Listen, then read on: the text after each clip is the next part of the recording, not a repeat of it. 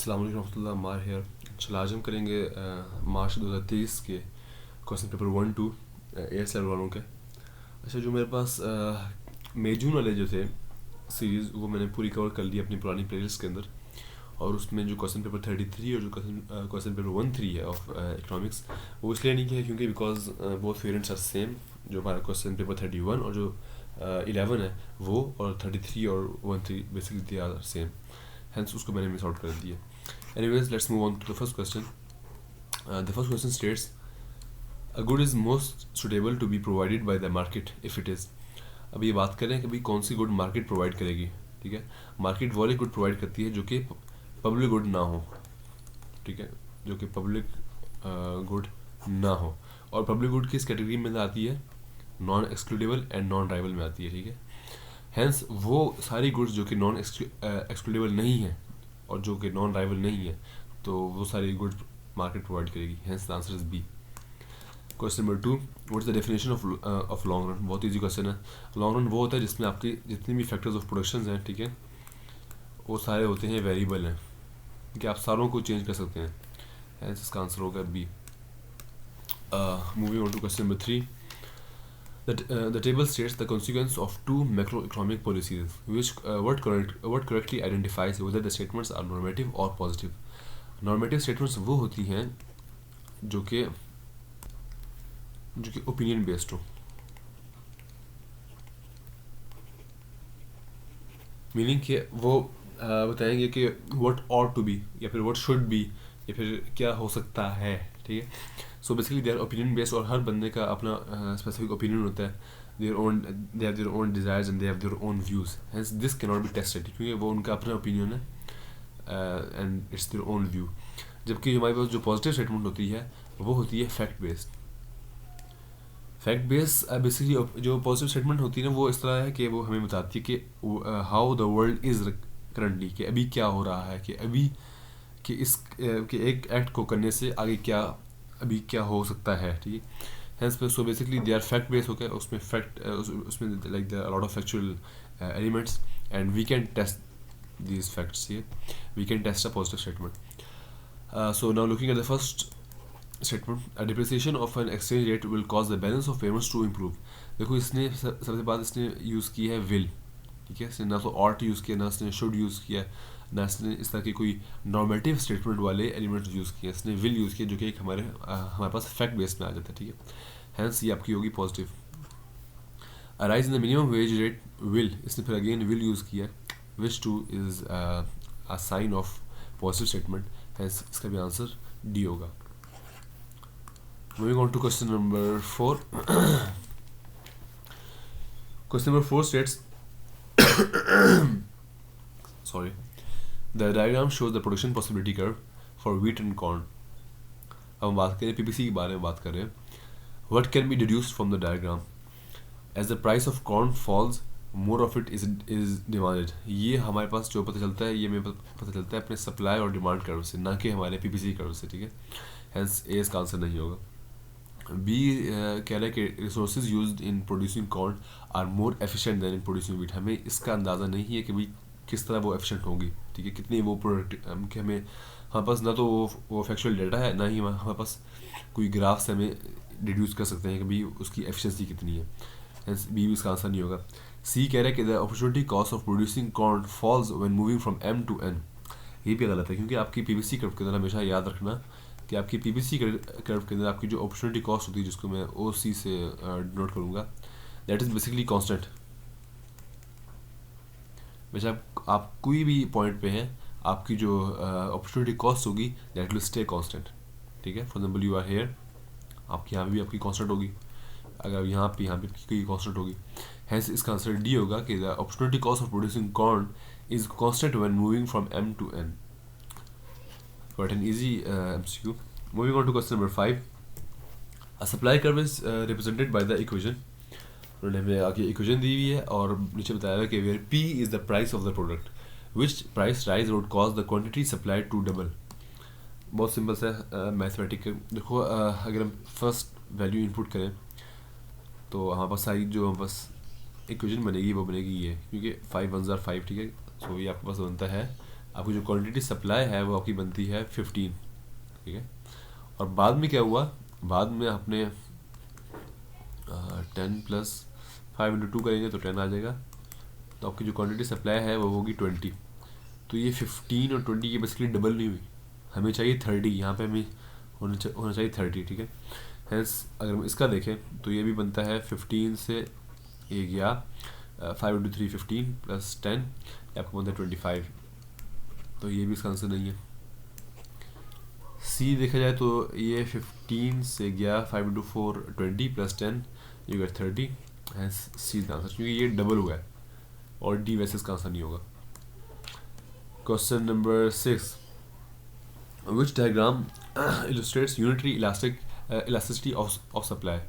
ये बात करें हमारी PES should be 1, unit elastic होती है तो वो हमारी PES 1 होती है हमेशा। तो सबसे पहली बात आपका ए और डी आंसर नहीं होगा, क्योंकि they both are not unit elastic, ठीक है। यूनिट इलास्टिक आपका उस वक्त होता है जब आपके ग्राफ के ओरिजिन से आपका निकल रहा है आपका सप्लाई कर्व, ठीक है, and then it is moving on in a positive direction, ना कि इस तरह, ठीक है। हमेशा ग्राफ के ओरिजिन से ये निकलेगा, तो ये भी इसका आंसर नहीं है, तो उसका आंसर सी होगा, क्योंकि देखो अगर आप देखा जाए तो ये आपके वहाँ से निकल रहा है, ओरिजिन से निकल रहा है। Question number 7, in which case the price system is not a possible method of allocating resources. अच्छा, अब हम बात करें नॉट की बात करें। ए कह रहा है कि in the distribution of food stuff among the population, नहीं, इसमें तो आपको बल्कि आपकी जो मार्केट फोर्सेस होती हैं, market forces of supply and demand, वो एक इम्पॉर्टेंट रोल प्ले करती हैं। बी कह रहा है in the hiring of workers by employers, ये भी गलत है, क्योंकि इसमें आपको जो लेबर सप्लाई होती है और आपकी जो लेबर डिमांड होती है वो भी हमारी मार्केट फोर्सेस ही डिटरमिन करती हैं और वही उनको एलोकेट करती हैं। सी कह रहा है कि in the ownership of land for agricultural use, ये भी टोटल अनरिलेटेड है।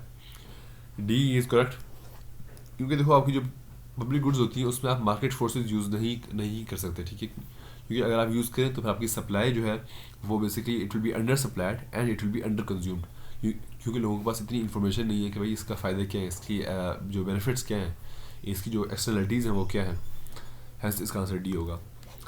Question number 8, a sports stadium has two prices of seats, ठीक है, the cheaper seats are 10 and the more expensive seats are $20। When the price of all seats, अब हम cheaper की भी बात करें और फिर हम एक्सपेंसिव की भी बात करें, ठीक है, बोथ की इंक्रीज हुई है by 10%। The effect on demand are a fall of 5% for the cheaper seats and a fall of 12% for more expensive seat. भाई इसको देखते ही हमें पता चल गया कि दोनों की जो क्वांटिटी जिसमें उनकी प्राइस चेंज हुई है उसकी वजह से जो उनकी क्वांटिटी डिमांडेड है, एक की 5% से गिरी है जबकि दूसरी की -12 से गिरी है, तो इलास्टिक किसकी होगी, इलास्टिक तो इसकी ये होगी जो हमारी एक्सपेंसिव वाली है, hence they are more elastic, और जबकि ये है दे आर मोर इन इलास्टिक, कि उनको इतना ज़्यादा इफेक्ट नहीं हुआ जितना जो हमारी इलास्टिक वाली सीट से उनको हुआ है, तो उसका आंसर होगा C. Moving on to question number 9, question number 9 is saying which statement correctly describe the shape of the demand curve for a normal good। तो आपकी जो डिमांड कर्व होता है वो हमेशा उसकी शेप होती है स्टार्टिंग फ्रॉम अप, ठीक है, वो नीचे जा रही होती है फ्रॉम लेफ्ट टू राइट, ठीक है। अब वो कह रहा है कि भाई इसको एक्सप्लोर करो कि भाई इसकी रीज़न क्या होती है। A saying it shows an inverse relationship, नहीं, क्योंकि आपकी इनकम की तो बात ही नहीं कर रहे, ये तो आपकी डिमांड में होता है, यहाँ पे आपको होती है प्राइस होती है और यहाँ पे आपको होती है क्वांटिटी डिमांडेड, इनकम तो कहीं आती नहीं है। ए नहीं, इसका आंसर होगा B is the correct answer, क्योंकि देखो इट शोज़ एन इन्वर्स, ये इन्वर्स है, अगर पॉजिटिव होता तो फिर ये यूँ होता है, hence it's an inverse relationship between the price of the good and the quantity demanded. इसने दोनों चीज़ें इसमें ले आया है, price of the good and the quantity demanded, hence B is the answer, और ये बाकी भी रॉन्ग सारे। Question number 10, why does the basic economic problem of scarcity apply to both the rich and the poor। Simple सी बात है यार, सारे ह्यूमंस हैं, हमारी जो ह्यूमंस की जो वांट्स होती हैं बहुत रिच हो या पुअर, उनकी want they basically exceed what is exceed the resources available, Hence ये आंसर के human wants exceed what can be produced from available resources. 11 question number 11, butter and buttermilk are goods in joint supply. Supply curve in both markets slope upwards to the right. उससे सही क्या, क्योंकि हमारा जो supply curve होता है वो हमेशा यूँ होता है. Health concerns cause people to reduce their consumption of butter. Okay. जिसकी वजह से क्या हुआ, अभी पूछ रहे कि भाई उससे क्या होगा, उससे what are the initial consequence of this for supply in the market for butter and buttermilk. अब अगर हम देखा जाए तो इसने दो बातें की हैं. एक इसने बात की है कि लोगों ने अपना कंजप्शन ऑफ बटर जो है उसको रिड्यूस कर दिया, ठीक है. दूसरे इसने क्या कि भाई इनिशियल कॉन्सिक्वेंस की बात की है, ठीक है. फाइनल कॉन्सिक्वेंसेस की उसने बात नहीं की, तो हम बात करेंगे शॉर्ट टर्म की बात करेंगे, ठीक है. तो जब की बटर की कंजप्शन गिरेगी, ठीक है, उससे यह होगा, अगर हम उसको ड्रॉ करें तो ये हमारा सप्लाई कर्व है, ये हमारा डिमांड कर्व, ठीक है. Sorry it's a bit unaligned. अब आपकी ये हुआ कि आपकी जो डिमांड कर्व है it basically shifted to the left, क्योंकि वो आपकी जो एग्रीगेट डिमांड है वो रिड्यूस होगी, ठीक है. तो आप थे पहले पॉइंट ए पे थे और अब हो गए आप पॉइंट बी पे. तो जो आपकी ये वाला शिफ्ट है, सॉरी ये जो आपकी मूवमेंट है, ठीक है, ये आपके सप्लाई कर्व में, अगर हम ओनली सप्लाई कर्व को दिखाऊँ मैं, तो अगर देखा जाए तो हम ए से बी की तरफ मूव हुए हैं, ठीक है. तो है दिस इज़ अ मूवमेंट. तो शिफ्ट है उनको तो निकाल दो, ठीक है. तो हम मूवमेंट की बात करेंगे. सप्लाई ऑफ बटर मिल्क अब या तो मूव करेगा या तो शिफ्ट करेगा, ठीक है. अगर हम देखा जाए तो ये दोनों जॉइंट सप्लाई में, ठीक है. तो उसका मतलब ये होगा कि अगर हम इसको भी ड्रॉ करने की ज़रूरत नहीं है. देखो, जब हम अपनी बटर की कंजप्शन गिरा देंगे due to some health issues, उसकी वजह से आपका सप्लाई कर्व पे इफेक्ट नहीं आएगा, बल्कि आप खाली मूवमेंट होगी.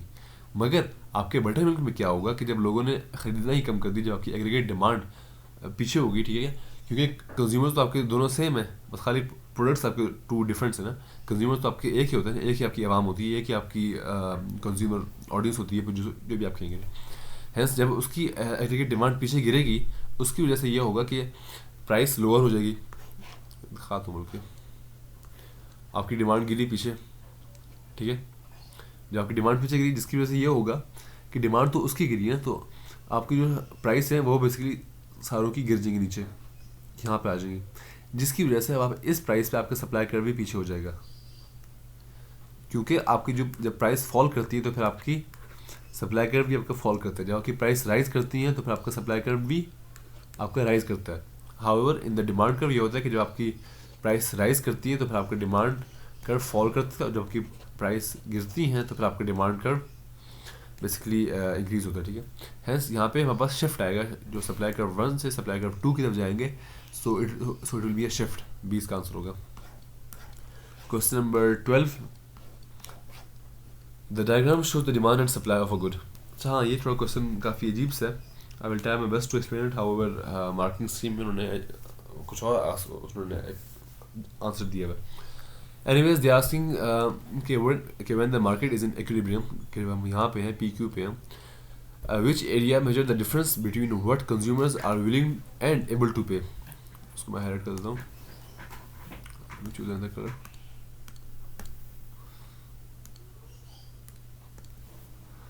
हाँ, तो ये पूछ रहे कि भाई consumers are willing to pay, willing and able to pay, ठीक है. ये आपका एक पार्ट है. और दूसरा पार्ट है कि what producers receive at that output. अभी हम यहाँ पे, ठीक है, अभी हम इस क्वांटिटी और इस प्राइस लेवल पे हैं. तो सिंपल सी बात है, मैंने आपको अपनी पुरानी वीडियोस में भी आपको बताया था कि वो एरिया जो कि आपके डिमांड कर्व के नीचे होता है, मगर आपके प्राइस कर्व से अबव होता है. डिमांड कर्व से नीचे, ठीक है, और प्राइस लाइन से आपके अबव, ये पूरा आपका एरिया होता है आपका कंज्यूमर सरप्लस, ठीक है. ये आपका आता है कंज्यूमर सरप्लस, ठीक है. अच्छा, अब ये अभी बात करें कि what producers receive at that output, ठीक है. प्रोड्यूसर जो रिसीव करते हैं वो बेसिकली हम उसको कहते हैं प्रोड्यूसर सरप्लस, ठीक है, जो कि हमारा टिपिकली जो होगा वो होगा वाई, प्रोड्यूसर सरप्लस. हाउएवर, तो हाँ, तो उसका आंसर होगा हमारा एक्स प्लस वाई होगा. मैं इसको इरेज कर दूँ यहाँ से. हमारा एक्स प्लस वाई आता है ना, मगर अब आंसर तो हमारा सी आता है. हाउएवर जो हमारी मार्किंग स्कीम है उसमें वो कह रहे हैं ए इसका आंसर है. तो अब ए क्यों आंसर है, आई रियली डोंट नो, क्योंकि जब हम बात कर रहे हैं दोनों की, प्रोड्यूसर की भी बात कर रहे हैं, जब हम कंज्यूमर्स की भी बात कर रहे हैं, ठीक है, तो फिर हम बात करते हैं टोटल सरप्लस की. और टोटल सरप्लस हमारा एक्स प्लस वाई ही बनता है, ना कि ओनली एक्स, क्योंकि ओनली एक्स तो हमारा कंज्यूमर सरप्लस है।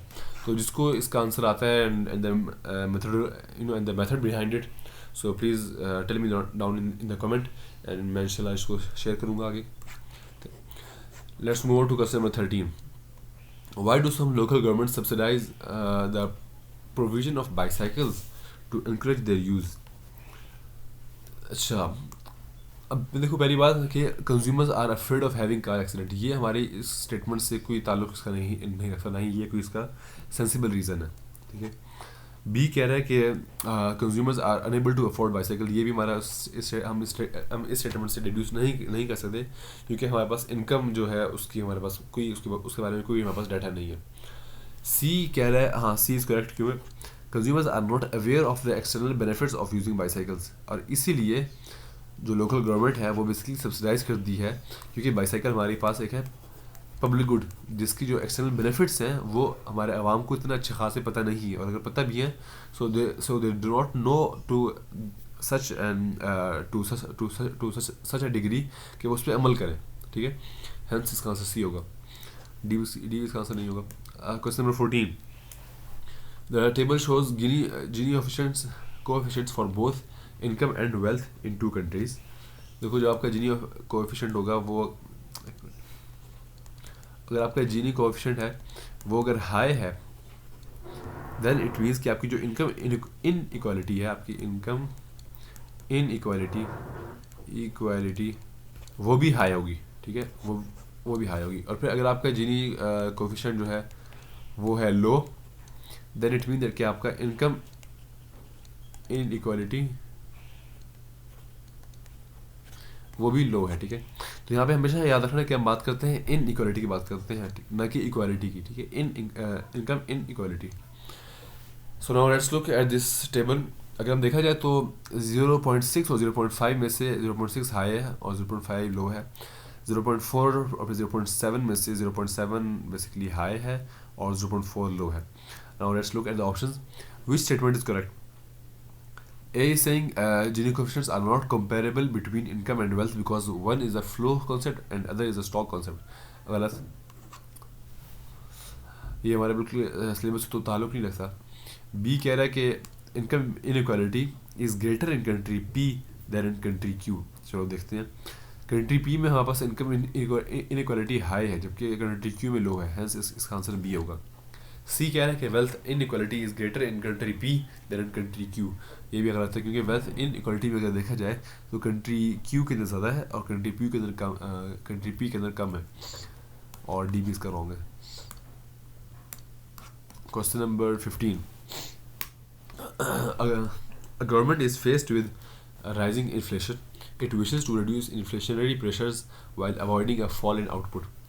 तो अभी बात करें कि भाई इसने अपनी इन्फ्लेशन जो उसको बढ़ाते हैं उसको उसने कम करना है, उन एलिमेंट्स को उसने कम करना है, और उसने अपनी जीडीपी को बरकरार रखना है या फिर उसको राइज करना है, ठीक है, उसको गिरने नहीं देना अपनी आउटपुट और फिर आपका जीडीपी सेम ना होता है। Which action is most likely to meet its needs?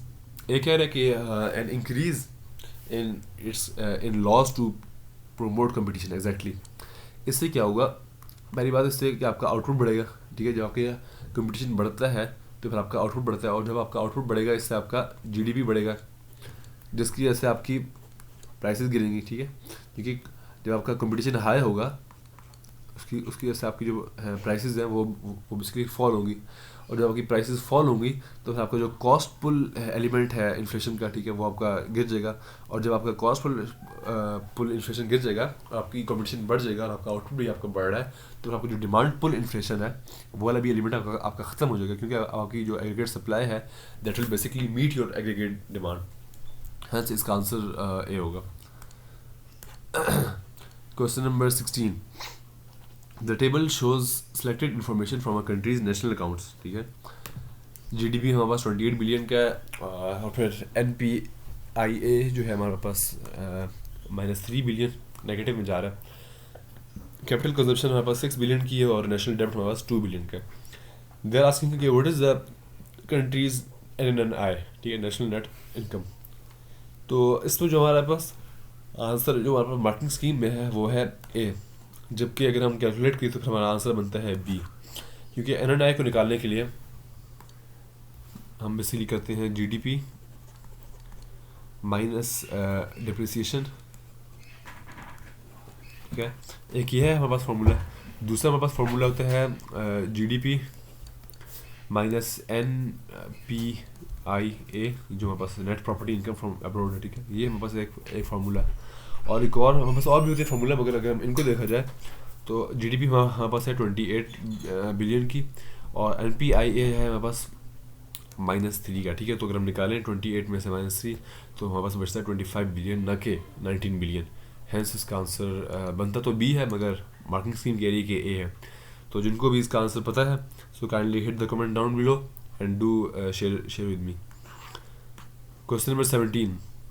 Question number 17 basically हमसे पूछ रहे हैं the graph shows the changes in the exchange rates of the pound sterling against the US dollar and the euro between the year 2001 and 2003. वो पूछ रहे हैं कि भाई what happened to the values of the pound between the year 2001 and 2003. अच्छा, अगर हम देखा जाए तो ये है US डॉलर्स पर पाउंड, जबकि यहाँ पे हमारे पास पाउंड पर यूरो है, ठीक है। तो उसका मतलब ये हुआ है कि अगर ये बढ़ रहा है, देन दिस मीन्स कि आपकी जो पाउंड है वो आपका अप्रिशिएट कर रहा है। क्यों? क्योंकि अगर आपका पाउंड अप्रिशिएट करेगा, then in your foreign currency आपकी जो करेंसी है वो बेसिकली उसकी वैल्यू ज़्यादा हो जाएगी, उसकी प्राइस ज़्यादा हो जाएगी। और अगर हम देखा जाए तो पाउंड इसमें यकीनन बड़ा होगा, जिसकी ही वजह से आपका जो आपकी जो प्राइस है इन US डॉलर्स वो आपकी बढ़ रही है, ठीक है। हेंस आपका अप्रिशिएट हुआ होगा। तो इसमें एक मिनट, तो इसमें आपका आंसर A और B में से होगा, ना कि C और D में से। अगर हम इसमें देखा जाए पाउंड पर यूरो, देखो पाउंड पर यूरो का मतलब ये हुआ कि आपका जो कंट्री है ना ब्रिटेन, ठीक है, वो ये है, ठीक है। अब आपके पास जो आपकी फॉर एग्जांपल आपका जो है करेंसी, उसको मैं डिनोट करूँगा C से, ये आपकी अपनी करेंसी है, और जो बाहर की है करेंसी उसको मैं E से डिनोट करूँगा, ठीक है। अगर आपकी करेंसी इंक्रीज़ हो जाए, ठीक है, उससे क्या होगा, अप्रिशिएट करेगी ना, तो उससे ये होगा कि जो बाहर की जो है करेंसी है वो आपके लिए बनस्बत your own currency it will look quite cheaper, it will आपकी जो इंपोर्ट्स होंगी वो चीप हो जाएंगी, आपकी जो एक्सपोर्ट्स होंगी वो बेसिकली महंगी हो जाएंगी, एंड सो ऑन। और अगर आपकी जो अपनी करेंसी जिसको मैं C से डिनोट करूँगी, आपका कंट्री है, ठीक है। अच्छा सॉरी, अजान हो रही थी पीछे, hence I pause the video. Anyways, जब हमारी अपनी जो कंट्री की करेंसी वो बेसिकली डिक्रीज हो जाएगी, कि वो डिवैल्यू हो जाएगी या फिर वो डिप्रिशिएट हो जाएगी, उसकी वजह से ये होगा कि हमारी जो बाहर की जो करेंसीज वो बेसिकली हमें लुक होंगी और हमें फील होंगी as they are more expensive, जिसकी वजह से हमारे पास जो इंपोर्ट्स होंगे they will become more expensive while और exports will become more cheaper and so on. तो अगर हम देखा जाए तो यहाँ पे हम बात कर रहे हैं कि हमारी जो है ये पाउंड है, ठीक है, वो इट मस्ट हैव फॉलन, जिसकी वजह से हमारा जो यूरो है वो हमें ज़्यादा लग रहा है, ठीक है। ये जो राइज है in the price of our euro, ठीक है, तो इसका मतलब हमें यही बता रहा है कि भाई हमारी जो प्राइस ऑफ फॉरेन करेंसी है वो बढ़ गई है बनस्बत हमारी ओन करेंसी की, जिसका मतलब कि हमारी currency it must have depreciated, ठीक है। हैंस इसका आंसर ये होगा कि the pound appreciated against the US dollars and depreciated against the euro. Question number 18। which statement about the circular flow of income is correct?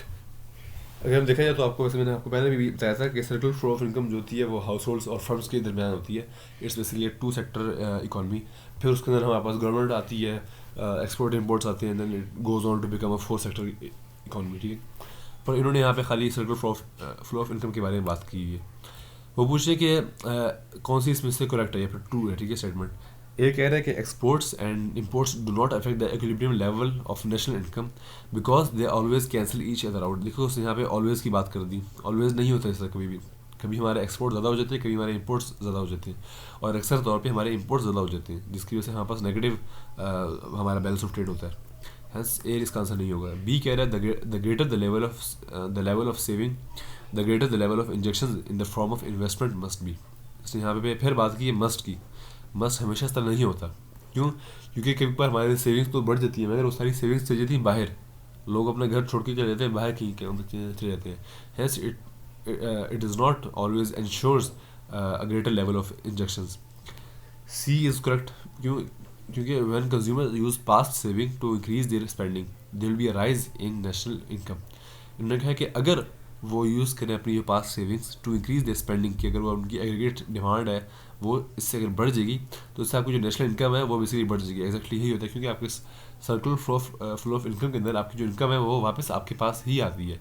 तो अगर आपकी aggregate demand बढ़ेगी तो इससे आपकी जो इनकम है वो भी बेसिकली राइज होगी, ठीक है। और इनकम को मैं वाई से डिनोट करता हूँ, क्योंकि अगर हम आई से डिनोट करें तो ये इन्वेस्टमेंट होती है, ठीक है। And has that's why we use Y E D price income elasticity of demand. D भी गलत है। Moving on to question number 19, the graph shows a countries average annual inflation rate over a 5-year period. इसमें भी मुझे हल्का सा मसला आया था, क्योंकि देखो इन्होंने जो हमारे पास मार्किंग स्कीम है, हमारा आंसर है वो कह रहे हैं A is the correct answer.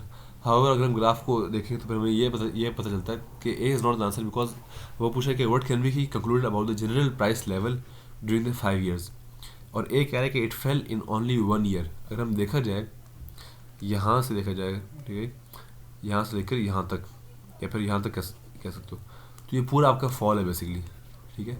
और ये आपके पास देखो ईयर की बात करें तो ईयर 3 आया आपके पास, और ईयर 4 आया, और ईयर 5। तो आपके पास ईयर 3 से लेकर 4 और 4 से लेकर 5, दैट इज़ बेसिकली 2 years, ना कि 1 year। है इसका आंसर बनता तो बी है, मगर हमारी जो मार्किंग स्कीम है वो ए इसको कहता है। अगर किसी बच्चे को इसका आंसर आता है so please do share with me, I will appreciate it. Question number 20, in an economy wages and price are both rising, but wages are rising faster. Which feature are likely to exist in this economy? देखो simple सी बात है, जब आपकी veg rise आपकी जब veg rise करेंगी, इससे क्या होगा, इससे आपकी जो कॉस्ट होगी, ठीक है, वो राइज होगी। जब आपकी कॉस्ट राइज होगी इससे क्या होगा, आपकी जो प्राइसेस हैं वो राइज होगी, ठीक है। अच्छा, अब हम बात करते हैं प्राइसेस की। आपकी जब प्राइसेस राइज होंगी इससे क्या होगा, इससे आपकी जो एग्रीगेट डिमांड है वो आपकी गिरेगी।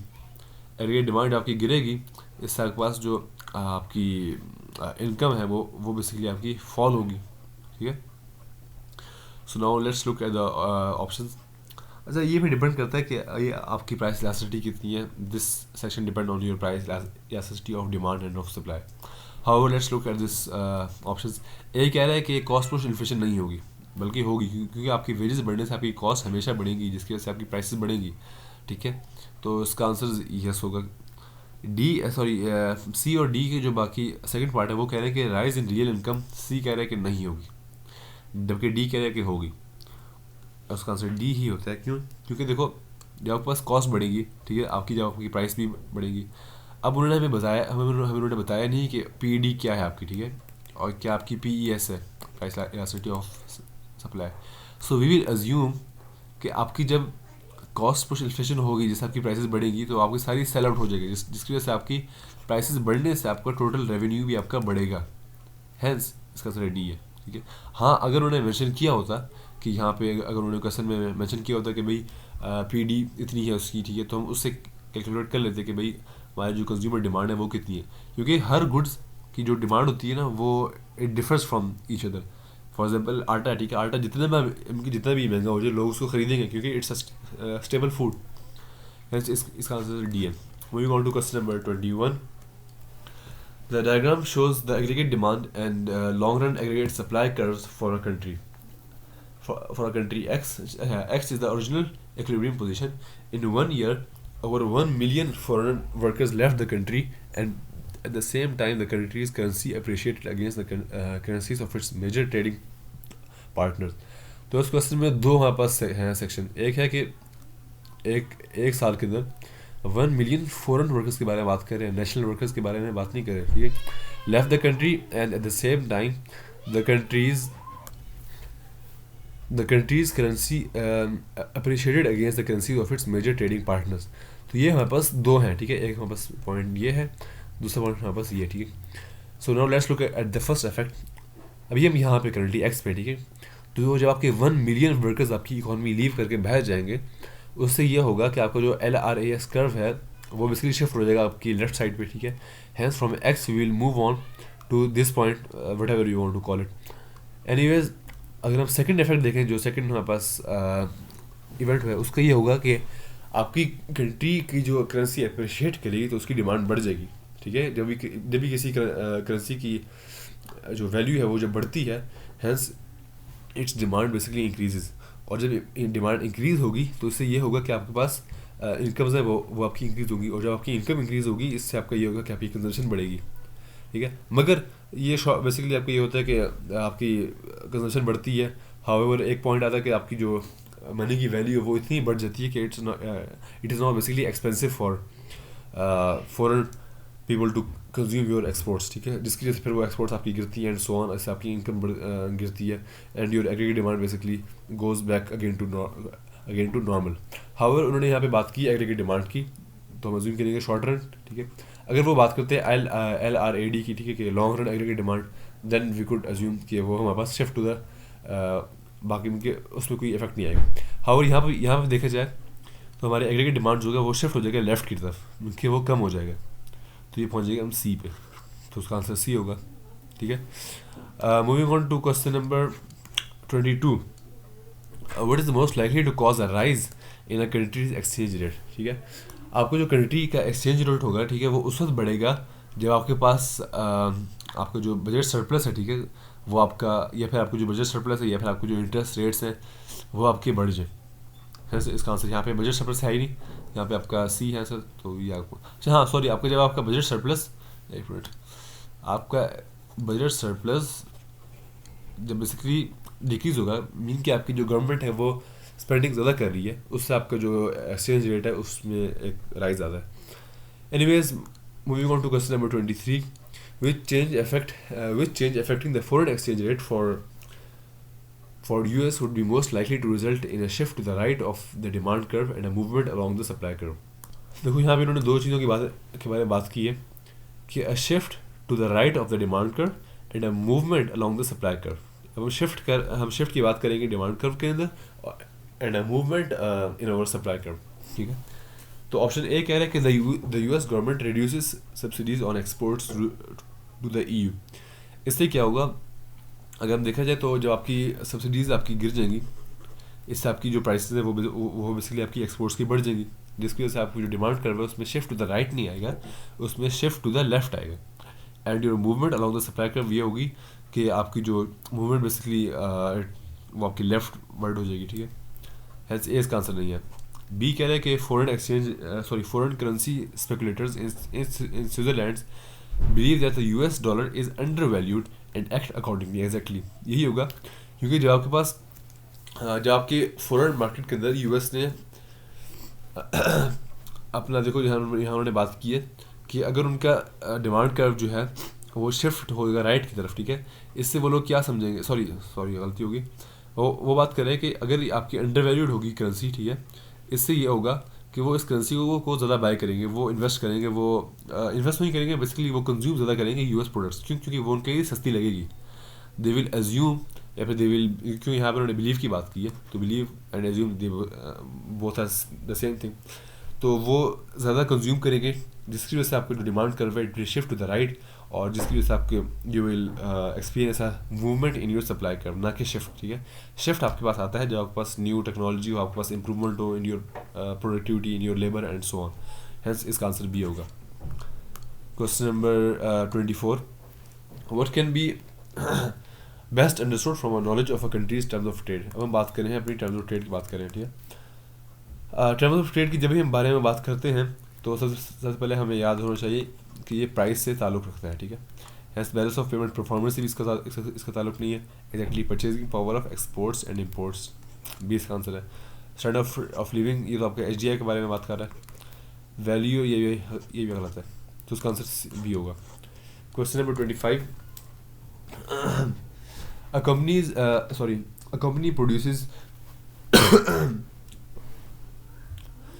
company produces goods for export only, ठीक है। Which change would cause a rise in the price of its goods while the quantity sold is unchanged, ठीक है। अब हमने अपनी क्वांटिटी सोल्ड को अपने सेम रखना है, मगर हमने अपनी प्राइस को इंक्रीज़ करना है। तो अगर हम अपने डोमेस्टिक वर्कर्स की वेजेस को अगर हम इंक्रीज़ करेंगे, उससे क्या होगा, उससे बेसिकली ये होगा कि आपकी जो प्राइस है वो बेसिकली इंक्रीज़ होगी। मगर जब आपकी प्राइस इंक्रीज़ होगी तो फिर जो आपके बाहर के लोग हैं वो उनकी जो क्वांटिटी डिमांडेड होगी वो बेसिकली डिक्रीज़ हो जाएगी, ठीक है। तो that should basically be fall और इट शुड स्टे अनचेंज। और अगर हम फॉरेन कंज्यूमर्स की बात करें, यहाँ पर उन्होंने कंज्यूमर्स की बात की है, ठीक है, ना कि वर्कर्स की। फॉरेन कंज्यूमर्स की या तो अनचेंज होनी चाहिए, ठीक है, या तो उनकी राइज होनी चाहिए। तो इसका आंसर बी बनता है, क्योंकि जब राइज करेगी या फिर अनचेंज रहेगी तो बेशक जितनी भी आपकी प्राइस हो वो उसको ज़रूर खरीदेंगे।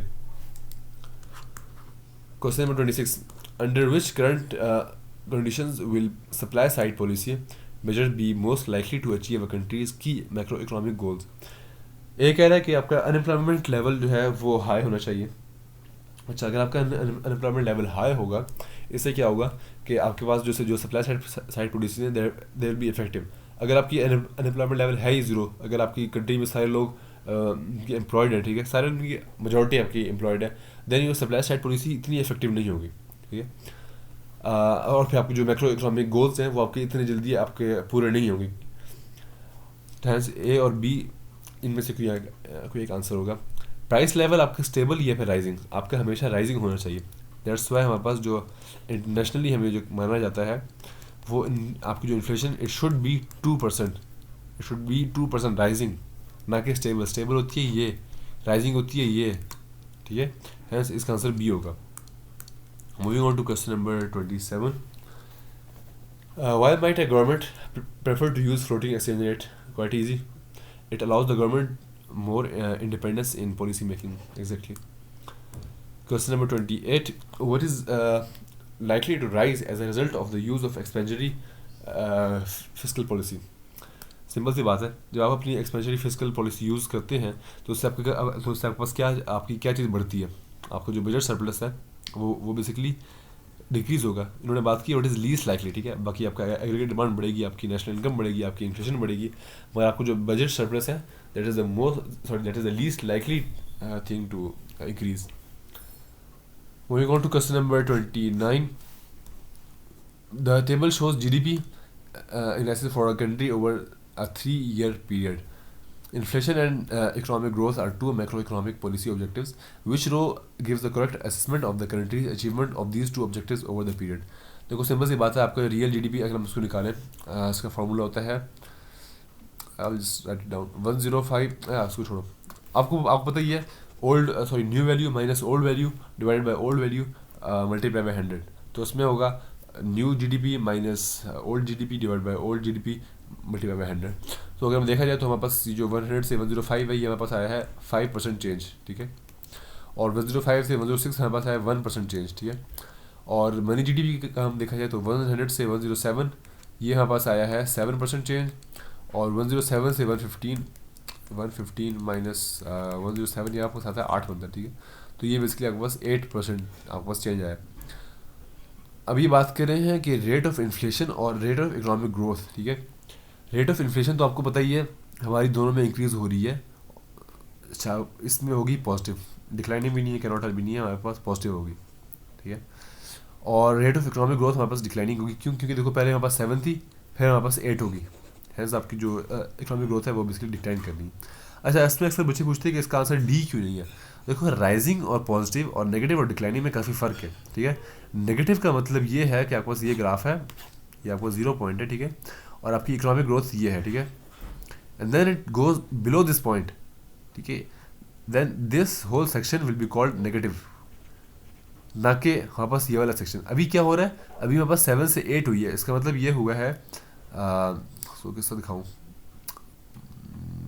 इसको दिखाता हूँ यूँ, बेसिकली बढ़ तो रही है मगर 5 से 1 हुई है, ठीक है, तो है इसका मतलब कि बढ़ तो रही है मगर हल्की से गिर गई है। अभी तक वो पॉजिटिव सेक्शन के अंदर है, ना कि नेगेटिव सेक्शन के अंदर है, हैंस इसका आंसर बी होगा। Moving on to question number 30, a government raises interest rates to improve the current account of the balance of payment. Interest rate बढ़ाएंगे इसने, ठीक है, which what might reduce the effectiveness of this policy. Quite an easy question. आपको जो price elasticity of demand है वो basically इसको ख़राब कर देगी, क्योंकि देखो अगर आपके पास फॉर एग्जांपल आपने इंटरेस्ट रेट तो आपने बढ़ा दी, मगर इससे ये हुआ कि आपकी जो PED है, ठीक है, वो फॉर एग्जांपल आपकी है इलास्टिक है, ठीक है। अगर वो आपकी इलास्टिक है मीन कि इट इज़ ग्रेटर देन 1, इससे ये होगा कि आपकी एक्सपोर्ट्स गिर जाएंगी, जिसकी वजह से आपकी ट्रेड ऑफ बैलेंस है, ठीक है, वो बेसिकली और भी आपका वर्सन होगा, ना कि आपका इंप्रूव होगा, hence D is the answer. So that's for today. इंशाल्लाह टुडे हम टुमारो करेंगे अपना क्वेश्चन पेपर जो हमारा नेक्स्ट है, I think so it is 20, sorry it is 31, नहीं 32 है ना, 32 है, so I don't know. Question paper 32 करेंगे और फिर हाँ मार्च जो है ना, मार्च 2023 का, ठीक है। सो स्टे ट्यून्ड इंशाल्लाह। हाँ बाकी जो हमारे पास दो क्वेश्चन थे उनको ज़रूर, जिसको भी इसका सोल्यूशन आता है, जिसको भी इसका मेथड आता है, so please do share with me in the comment below, and इंशाल्लाह मैं इस पर वीडियो बना लूँगा so that students can benefit from it. जज़ाकुमुल्लाह खैर, वस्सलामु अलैकुम व रहमतुल्लाह।